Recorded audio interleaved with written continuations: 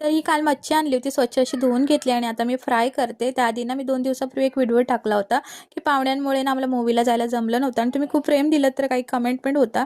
तर माझं मत कसं आहे, की पाहुणे जर आपल्याकडे आले किंवा आपण पाहुण्या-रावण्यांकडे आलो गेलो, तर कसं एक नातं टिकून राहतं आणि कधी जर आपल्याकडे कार्यक्रम असला किंवा त्यांच्याकडे असतं, आपण त्यांच्या जर कार्यक्रमाला गेलो, ते पण आपल्या कार्यक्रमाला येणार नाही ना.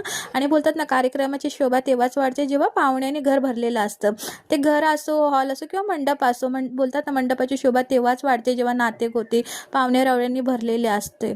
तर कसं आहे, नातं कोणतंही असो, सासर असो किंवा माहेर, आपल्या परीने जेवढं जपता येईल तेवढं जपण्याचा प्रयत्न करावा, म्हणजे जपावं. आता मूव्ही काय ते कधी पण बघता येईल, तो टीव्हीवर सुद्धा पिक्चर येतोच थोड्या दिवसांनी, तेव्हा बघता येतील. पण नात्यांची एकदम मनं तुटली ना, तर ते जोडायला खूप वेळ लागतो, असं माझं तरी मत आहे. पण असो, प्रत्येकाचे विचार वेगवेगळे असतात.